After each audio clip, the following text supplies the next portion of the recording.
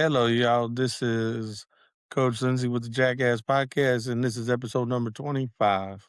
Um, Today we're just gonna talk about some interesting stuff going on. My thoughts on like gratitude, uh, what my future may hold in some respects, finishing off my basketball season, thoughts on just sports in general and wrestling in general. So I don't know if this is gonna be a long or short one. We'll see how it goes. Um, I'm not really going to talk much about the government. I know there's been a couple things, and I haven't really talked about. I talked about Venezuela, I think, last time. Um, there's some interesting things going on with like the ICE agents and stuff like that, but like the stuff happening in Minnesota. Here's my thing. Well, yes, I have a right to protest, especially against the government and a government agency, but I don't have the right to impede them doing their job. Um, I don't know what's going to get people to calm down. You is coming off as very hypocritical if you're complaining about what Trump is doing and he's using the same guy in charge that Obama did. He hasn't done as many people yet, like deported them as Obama or even Biden did. And because it's Trump, we have the left has this big shit fit issue. I don't get it. And you know what? It's not that I don't get it. I don't get it because I don't get being so emotional and having such hatred for a person. I don't know if it's just because it's Trump. And mind you, I'll agree with you. Trump is a son bitch who just isn't the most ideal candidate to be a leader in a lot of ways of this country. But he has been at the forefront for as long as I've been alive of a lot of things. He's been a leader. And I have to agree with the likes of like Robert Wool. When Robert Wool did a special like 20 years ago called Assume the Position, he did 2 episodes of it. And it's about 30 minutes, but it's like a comedic look at history. And I guess, has a thesis through it, or uh, just a theme, especially when he talks about leadership, is that leaders have always been, especially the president, has been just a popularity contest. And he's right to a point. We voted likes of Bill Clinton, Barack Obama, and Donald Trump based on a charismatic ideal of them. Not necessarily holding the weight of what they were politically. Um, we we elected George Bush because he's somebody that a lot of people wanted to have a beer with, and that was their election for Bush as president. So, and we elected, and people elected Joe Biden because I will say it wasn't like I didn't vote for Joe Biden. I didn't understand why he was the only candidate the Democrats had at the time. Um, so, but we have such a hatred for what people are doing based on one person, and it's a figurehead in a lot of ways. He's got some power, but he doesn't have all the power. And people are bitching about every step he takes. And I think social media to a point has amplified all this because people are going to instantly say what they think and they're not really thinking about it. Wow, kind of the generations before mine, you got to think, and there wasn't so much like information being shot at you and opinions being shot your way based on what you do or don't agree. One of my friends the other day commented um, on a TikTok video of mine asking if I believe Trump ever did anything wrong. I will say there were probably times I did. It's not something I really complained about. Because generally I like to look at stuff like I think it happened. Am I gonna say I'm always right? No. Am I gonna say I make the right call? No, not all the time. But my fundamental beliefs in what government should do more aligns with the Republicans than it does with Democrats in general. Um, do I think there needs to be changes sometimes? Yes. Do I think some of the stuff that the Republicans have done the past 25 years is egregious? Yes. I also think that some of the stuff the Democrats have done in the past 30 years has been egregious. So you can't sit here on a high horse and act like only this man is done wrong. People need to get out of their feelings so we can get back to being a country. Um, Feelings are great for unity. Feelings are great, but right now we got a bunch of people who are all up in their feelings, like high schoolers, and it is a trip. Like some people haven't grown up past the age of high school mentally, and they need to. Because I don't need to like my leader a lot of times. I need to be able to follow him and hopefully trust that his actions are good and well intended. Um, but I don't have to like him. I can separate the two. Um, and speaking of, I'm gonna say something about my alma mater. I went to this high school. I graduated 2001, and the day they made news, not even in a bad way, because it was the, there's a group of kids at the high school I graduated at, um, who during their lunch break went and demonstrated their feelings on ice.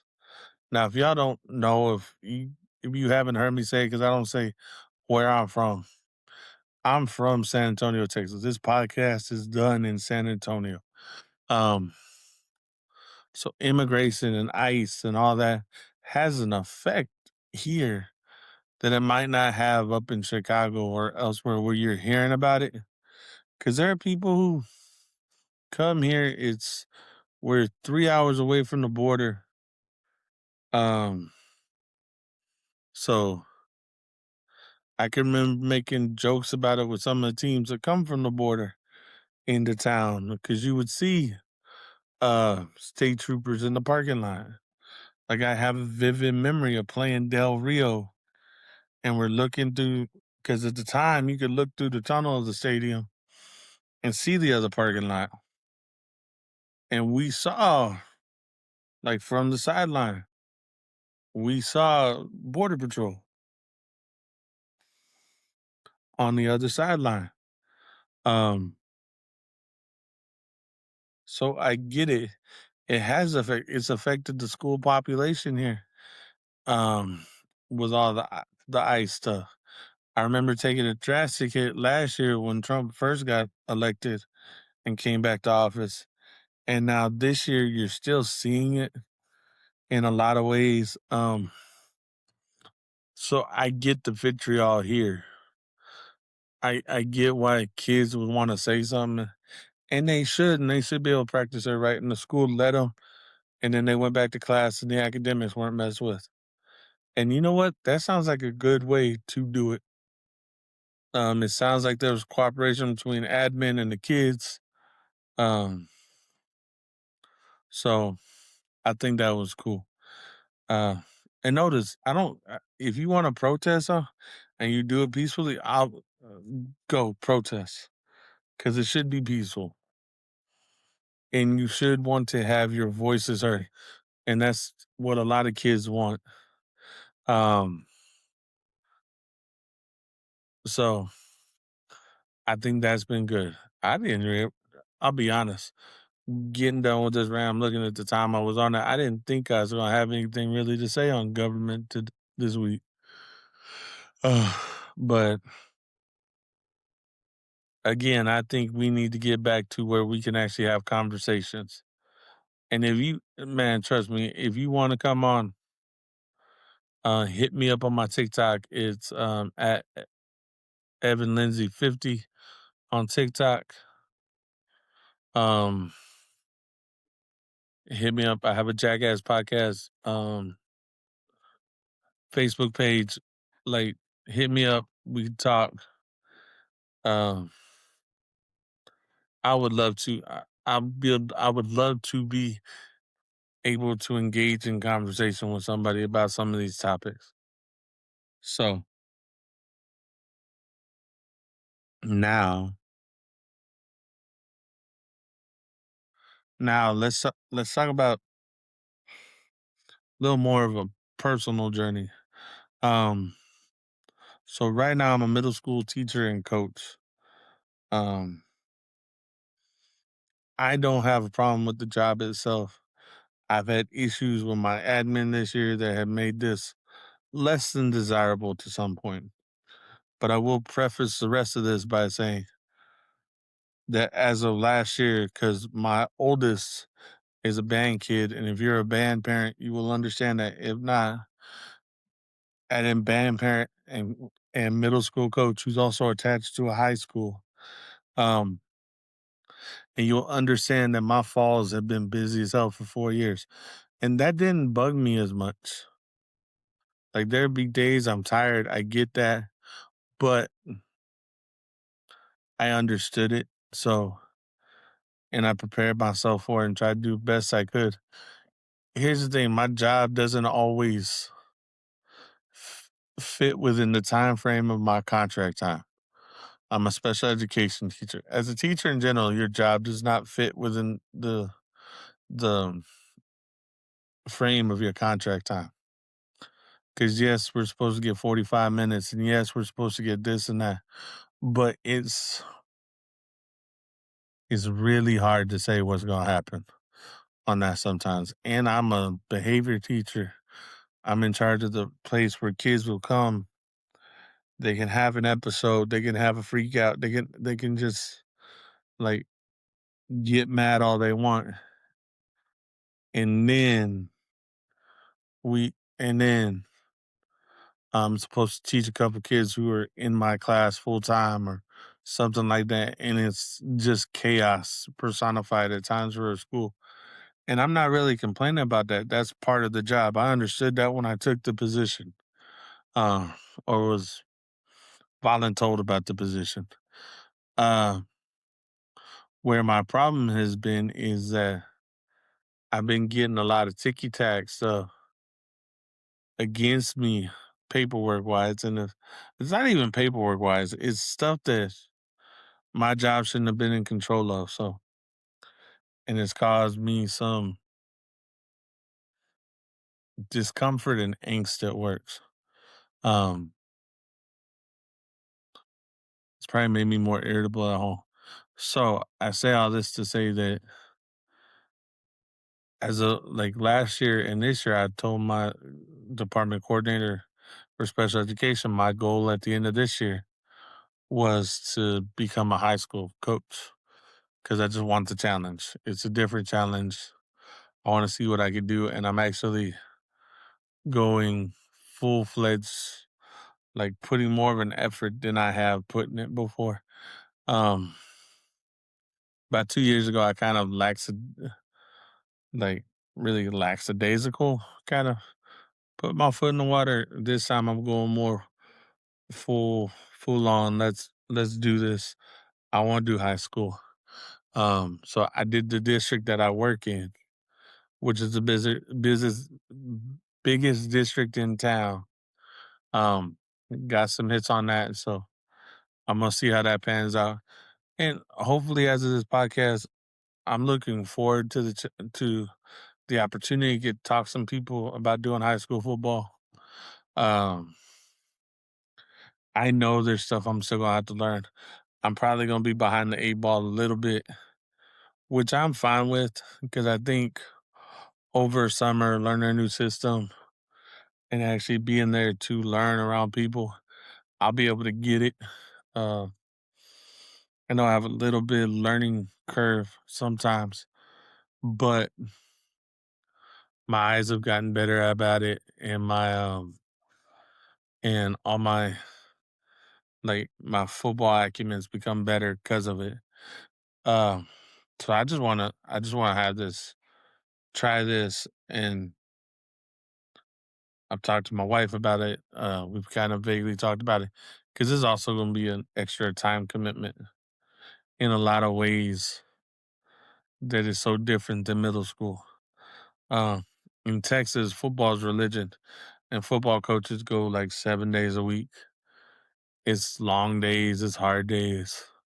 I know talking to the coaches at the high school that we feed into, they were there at 5, 6 in the morning until 7, 8 o'clock at night. Their Saturdays guaranteed. They're gonna be there Sundays for a little bit. Um, just kind of seeing what it is. Um, so I know this is what's coming. I've kind of mentally prepared myself. I've done the rigors of 7 days worth of work before, and now this will be for something that I'm really going to enjoy. So if you're a current student, I don't know anything yet. It's just something I've dipped my toe in the water, but I'm trying to get there. Uh, if you're someone who's just listening to this, I want to coach football, do whatever teaching gig I get to the best of my ability, and have fun doing it. Because this is not a job where it should be so stressful that like I got new bald spots in my head. I think that's from the stress of this year because I didn't start seeing them till this year. Um, so it's kind of like that patchwork you see on the guy uh on Seinfeld. I'm just catching because I can see my bedroom TV from here. My wife left it on Seinfeld. But there's an episode where a guy's bald and he's like clean on top, and then they convince him to start. Um, they convince him to start letting his hair grow back out, and he's got all patches and stuff like this. He's lost a bunch of hair, so it's kind of what I feel like a lot of times. The other thing going into this is I think it'd be a cool situation to go to some of these high schools, which is the two. There's two that been a little bit, and I don't really have a connection there. One of them I have a slight connection, but it's not the most positive of connections. Um, but yeah, I'm gonna try. I'm not gonna sit here and say I won't try. Uh, I think it'll be fun. That's what I'm looking forward to, and see how that journey rolls. And as we go through this, as you like, follow, subscribe, whatever you listen to, whether it's Amazon, whether you're on YouTube or um Spotify, man, drop some comments, like, follow, subscribe. It'd be cool to get this thing up to where maybe one day I make some money off of it, but I ain't that worried about it. Uh, but also, so now let's start. This has been more of a rough kind of week. Had a few nights where it's just been stressful. My youngest is a year older now. Um, Still a pain in the butt, but a year older. And we just celebrated her birthday on Monday. So if you don't know, this is Wednesday now when I did this podcast. I'm a couple days late. It's been a tiring weekend. We were doing shopping and setting up for her birthday and all that stuff. And um, so that's what we're coming off of now. And I got my oldest 18th birthday in a week and a half. So we'll see how that goes. Uh, Happy for both of them. we'll see how this school year ends. They just had a gas leak that made them evacuate today, so that's why I sound a little hoarse. Besides the fact that allergies in Texas, uh, but yeah. So that's I know just tidbits, but I'm not gonna go all into it. They evacuated the school. The kids were safe. Uh, Within an hour, we had like 4 different communications. Um, and the district I work for is big, so they usually have good communication, whether it be on social media if you're following them, or if it's on email and stuff like that. So, and then uh, let's see, stop. All right, so let's talk about since we're going into what I want to do next year. This year, I ended my basketball season. Uh, Unfortunately, we didn't win a game, but we taught them to fight. Man, they gave great effort. There were times where, yes, there were "what the hell are you doing" moments, but as the season went on, we actually had a lot less of those. Um, so basketball is fun for me. I enjoy it. It wasn't my first sport, wasn't my first love of sports, but it was one that I did love from a young age. Like I've been a Spurs fan since I was in 5th grade. David Robinson was my all-time favorite Spur. So just watching and teaching kids how to play the sport and trying to get them to understand how to play it correctly and not just the way they see in the NBA where it's become so three oriented. Um, where that curses coaches is that the kids see that on TV, but they don't realize the amount of work and the amount of shots that you have to put in to get that done right and to actually make that make sense. Um, like we had such a team that we had to make sure we go through basics and get them to understand basics of the game versus just shooting up a shot. Trying to get them to be aggressive when they need to and take those shots when they were open. And as the season progressed, we started getting some of that. Um, had a couple games where kids started actually showing their potential, and that's always a good thing to see. Like you can act like when you, as a coach, a lot of times you look and you see something in somebody, and you're like, oh, and you can see their greatest weakness.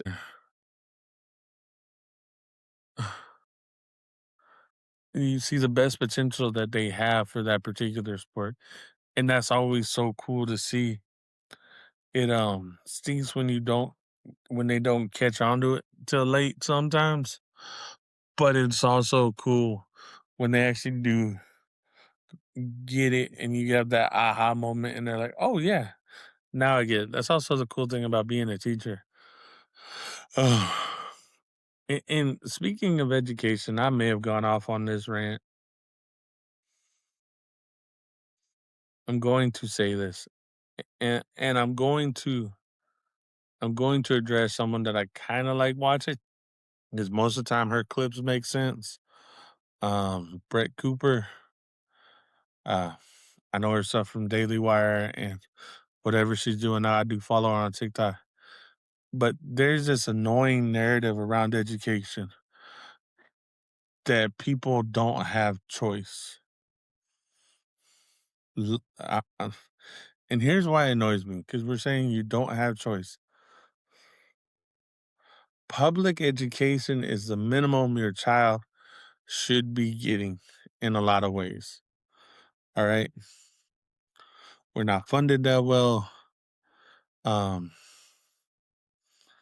it's taken as an afterthought. And but the public education system also tries to build a community. And here's where the problem lies now, I think, because we've gotten our own communities online, but we don't expand past that to what's out actually outside of our house in a lot of ways. And we've gotten away from the institutions that actually helped and strengthened community. Wasn't government that ever helped and strengthened community. There were three places people will meet in this country's history to help and strengthen a community. And they all have a sort of correlation. It was a church, it was a schoolhouse, and it was a bar. And those are the places that you can build community, and that's why you have these community places locked down. Everybody's got a local bar that they go to. If you Even if you're not a bar hop, you know the local bar. Even if you're in a big city, there's a general area bar around where you grew up, and that's everybody's bar. That's the spot for the locals that live around there. It's not the flashy club, it's not this, but that local spot is where community is built. You build strong friendships there. You guys have something in common, and it's a place that people grow together or they grow apart, just like a community does. The other two are more wholesome in general terms. The school, because you bring families together for one common goal to get their kids to learn and to help build the community to be better for the next generation. The church, for the moral part of it, because even if you don't believe that there's a higher being, and that's your prerogative, that's not my thought. Um, Church gives you a boundary of morality that we've kind of lost, and people don't get into as much as we used to, or it's not heard about as much as it should be. Me and my wife are two different faiths. I am probably, if I was going to say the denomination, it'd be probably Presbyterian. That's what I grew up as. It's what I did a lot of my church going as, was Presbyterian faith before I met my wife. And a Christian comedian said one time Presbyterian is just Christian like, but it made me think of stuff like what do we like, faith makes you think of stuff, and then other things make you think you're strengthen your faith that you wouldn't think where they would strengthen it. Like me sitting looking at anatomy books always strengthened my faith that there's a God, because I can't mathematically and logically say that this could happen and it's a 1 in 10 trillion shot versus it not happen versus how it happened. Um so that is what I'm thinking about right then. Um but where I was going with Brett Cooper um was, she said something about school choice. There's always been school choice as long as there's been public education. Public education came to give people who did not have the means like the rich people did at the time to send their kids to school. It was a community built thing. So we have used it as a community built thing to build communities. Because when you build a community, you also start talking about building schools around it so that community can grow within that. But now we have this. So private schools always been a thing. Church private schools have always been a thing. Like faith-based private schools have always been a thing. That's where the elite would go. Throughout history. That was the educational system. It was set up like that. Nobles and all of that, they went to education, and poor people went to work. And in the U.S., we decided to let poor people learn so that they could help build this government. And then we had this influx of over the past my whole lifetime of well, you got to be more educated. You got to get that piece of paper. You have to get that college degree, and that's not necessarily true um, in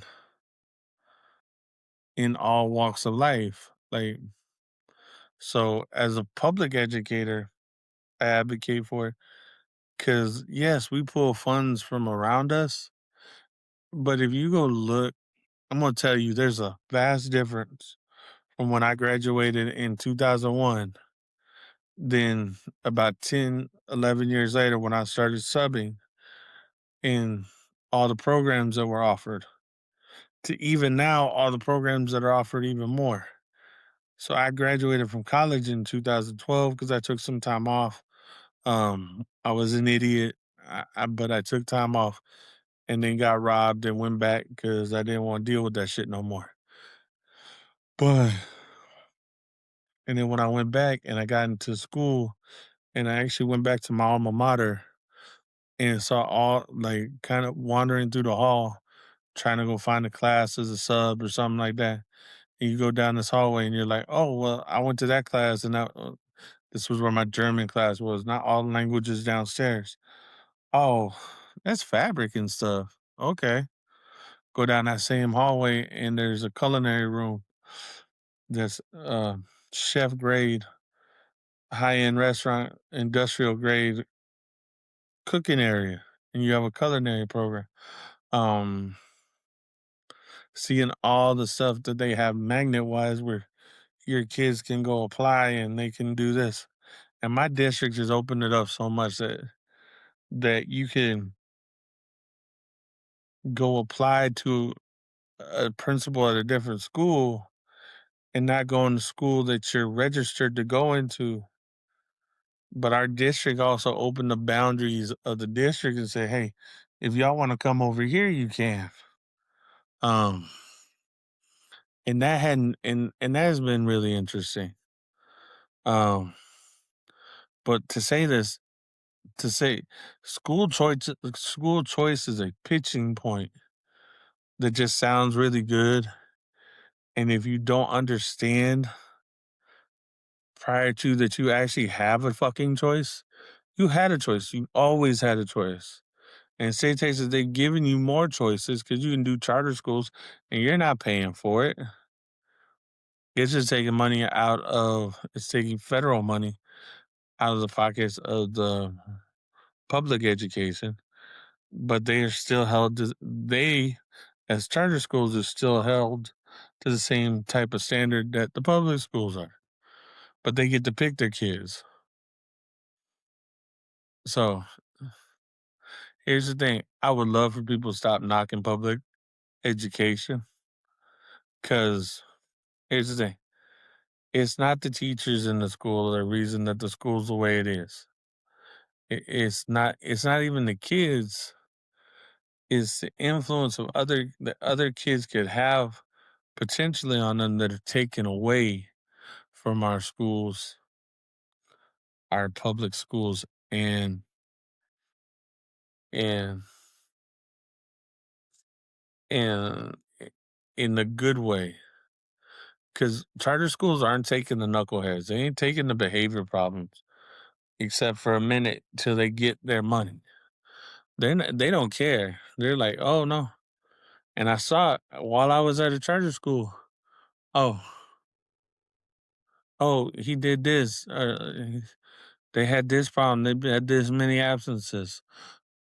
As soon as the window for the funding, like when you're gonna get the funding, close. Oh, guess what? We're sending them off. They are cold blooded about that shit. They do not care. So you don't have the same issues that you have in like a public education. And then you have private education, which they pay for whatever the hell they want, but they're not held to the same standards we are as in this state. They don't have to test. They don't have to do all the damn star testing and all that crap. So I just don't get it sometimes. So there is such thing as school choice. That has been a thing. We need to stop politicizing schools and actually help the foundation of this country and stop being a bunch of babies or having fits over what happened to us as kids and get over ourselves. Like, school choice has always been a thing. The choice has usually just been how much of this can I afford versus what I need to do to have my family survive. And that's ultimately what the choice has always been. Don't get it twisted, y'all. School choice is a thing and has always been a thing. A lot of people just chose the easy way and went to public education, and that's fine. Because if you have a good district and you have good people in that district, they're going to try and make you succeed as best they can. Uh, so, getting off my soapbox on education. Next thing, let's go on to sports, man. There have been a lot of things in sports. My Spurs are doing great. I haven't really paid attention to my Aggies in basketball. It is cool to see Indiana win the Natty, and that playoff is a good thing. Um, I know it wasn't the two best teams, but earn your stripes, earn what you do, like play that game. Um, Indiana showed they were the number one ranked team in the nation for a reason. People saw them as the number one ranked team. They earned that spot, and it's not something that you can take away from them. Um, even though it's always kind of been a basketball school, it's cool to see them win the national championship. Being in the Big Ten, that got bigger and has more big time programs, and they're the ones that come out of it. Because Penn State, Michigan, and Ohio State aren't all on their A game. Neither is the people they brought in from the Pac-12 with UCLA and USC and all that. Oh man, so that's cool to see. I'm gonna say this, and probably one of my buddies, if he listens to this, gonna hate on me. I'm gonna agree with what Troy Aikman said, and I think but here's the thing. I think it's a system issue in Houston. I don't think that they have the personnel to have helped that guy, to help CJ Stroud progress like he should, or he's not taking it seriously. But I don't think that he's never come off like that. Something was wrong with that offense a lot this year. Their defense was great, but their offense, like I had CJ Stroud in fantasy football. Um, they were just not that good. They were not as good as they could have been. Oh man. Um, just and I feel sorry for Houston. Um, yes, I'm a diehard Cowboys fan. But I root for Texas teams even if I don't like them. Um, I don't have the hatred for the Cowboys that my friends do. I would have loved to see Houston in the Super Bowl. I could have celebrated about Houston being in the Super Bowl. I would have been fine with them being in the Super Bowl. It'd been cool to me. Uh, I don't think they're that good of a team, but at least not this year. They have the pieces. They just have to find either the system or start spending money up front and using what they got. Because they can find receivers. Like there are a few positions Houston can find as like a whole team. They've never been without a big time receiver. They find receivers. Um, and they actually draft decently on quarterbacks. You've had Deshaun Watson. Now you got CJ Stroud, who's not a bad quarterback. He's just I guess, making decisions that the defense can guess quicker than they should be able to, and maybe not as much of a touch throw. Because I know I saw that one interception that he threw, and it was off to the left, and he just missed it, and that happens in a game. Um, but they need to do some. I don't think you get rid of CJ Stroud. I think you figure out a system that fits CJ Stroud and what he can and can't do. Um, and trying to keep him out of the muck of the NFL a little bit because he's been leading the team, so they're not gonna get rid of him. He's made the playoffs. He's just, I guess, he hadn't grown as much as you would expect. Um, in comparison to other people around that time. And who knows what it is right now. Hopefully they find it because I think over the next couple of years, his division is going to come back stronger at some point in time. Because it's always kind of been an off on a strong division. Because you still have Jacksonville with Trevor Lawrence, and they look like they're that ship is getting tighter. They finally found the pieces to put around Trevor Lawrence. Oh, Tennessee's trying, but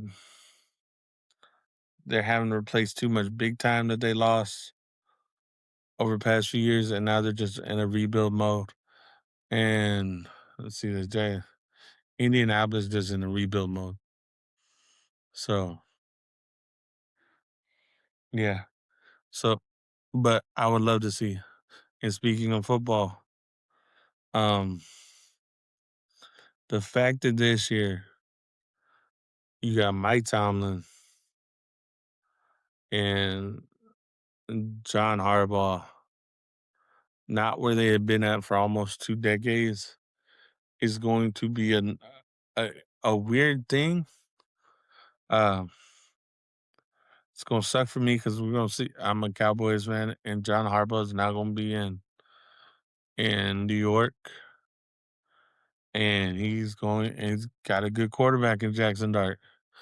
He's got a good running back in Scatterboo, and that combination is gonna open up lanes, just like he had in Baltimore.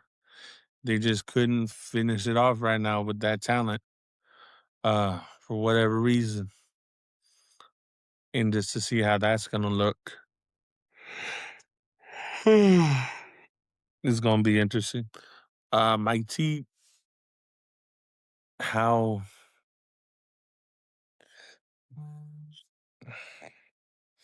here's my question for Pittsburgh. Are you gonna go 4 for 4 on picking a coach and sticking with him for that long of a time? Like you've had 3 coaches. None of them have lasted less than 15 years in that organization.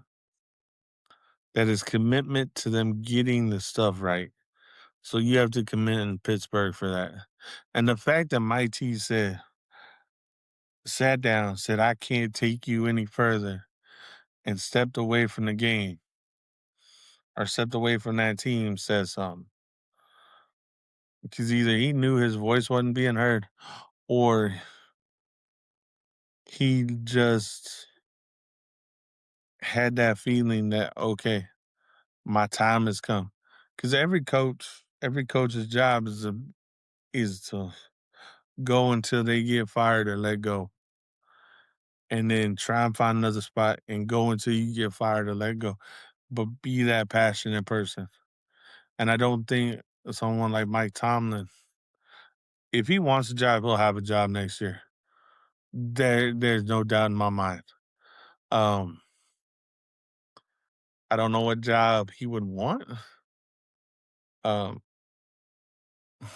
could it be Atlanta? That would be interesting. I don't think Atlanta hired their coach yet. But seeing all this over the past week or so, man, it's just gonna be different next year seeing them play different places and coach different. organizations and just seeing how it is. Um,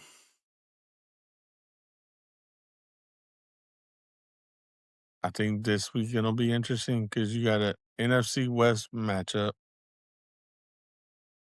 and that can be a coin flip.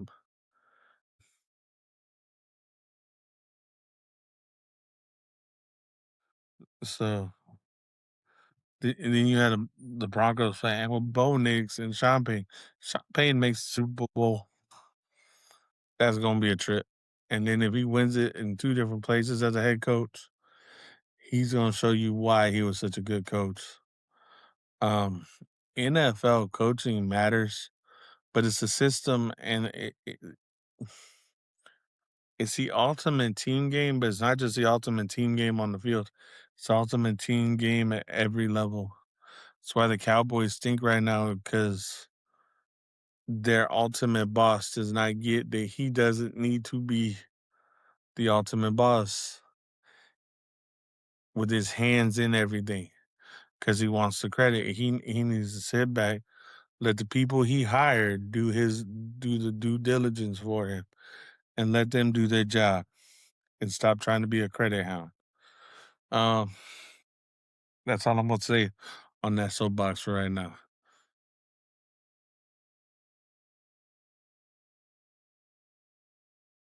Now, as far as WWE storylines, I actually like the NXT storyline going around their World Heavyweight Championship right now. That has been awesome. Seeing Tony D come back, that's been cool. Um, seeing how they're building characters, they're not doing a reload. They're kind of giving space for younger cats to get better.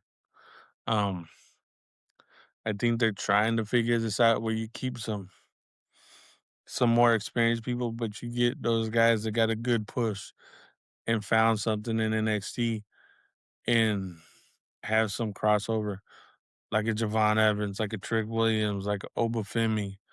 Um, like if you go look at their roster right now and who's in big storylines before these guys, you got Carmelo Hayes is in a big storyline. Ilya Dragunov's in a big storyline. You got Trick Williams is now coming in.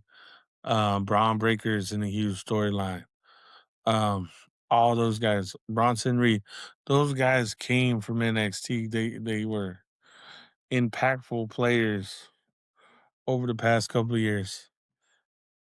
The women's division is stacked full of them, and they keep kind of pushing new storylines in that, and it's just fun to watch. When you think back in like 10 years ago, talking Rhea Ripley and Bianca Belair and Io Sky, and I watched some of that stuff when they were in there, Bailey and Charlotte and all of them, and you're going, okay, they're producing WWE caliber talent. And some of the people that they've let go in recent years, like an Adam Cole or uh, all his little group, and that faction was fun to watch. Um, seeing the likes of Solo Sokoa come up, seeing the likes of that they finally let Bo Dallas be the kind of character he could be.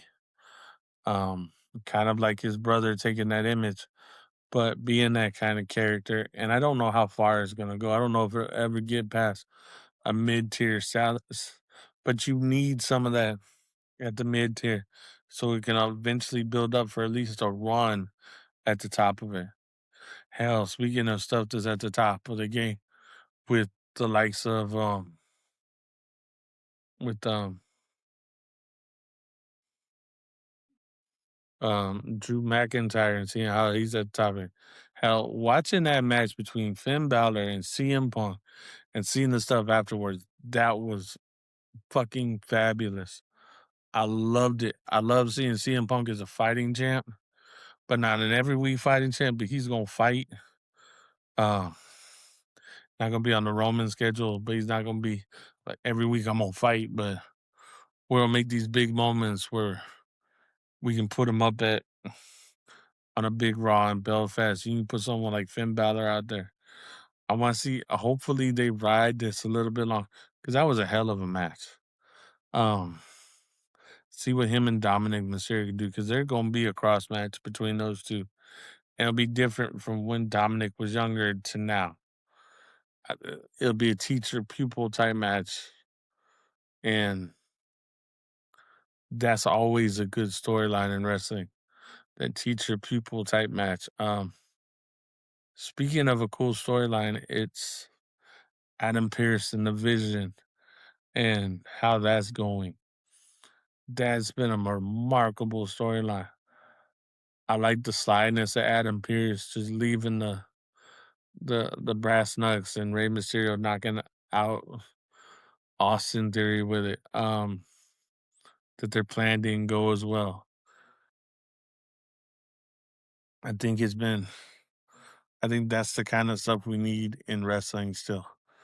I think we got away from they got away from it for a long time. But also I think they had to refine those people that could do it. And they've got because of the developmental system, they're able to replenish it a lot more and give you more storylines with different people. Um, because there's a lot of time where the top just dried up too quick. And then when they brought in the NXT the past 10 years, you can keep refueling and top guys can go away for a little while and then come back. Like a Randy Orton can be gone for a few months. AJ Styles and Gunther. Dude, the finish to that match, that's chef's kiss, brilliant. That was the shit. Gunther on the other side of the ref, tapping out and beautiful. That's so beautiful. It is. Um, but yeah, I man, I love what WWE is doing. Um, and like I said, I've always loved what wrestling is, and that wrestling is one of those things that I can just fall into and see. And right now, we're around the corner from another thing where I'm gonna probably start watching again after football season. It'll start coming on, bowling and stuff like that. And some of y'all gonna be like bowling, yeah. I like watching bowling. I bowled regularly on a weekly basis for like 20 years. Haven't done it in like 5, but to get my competitive juices out and coaching. Um, that's been cool.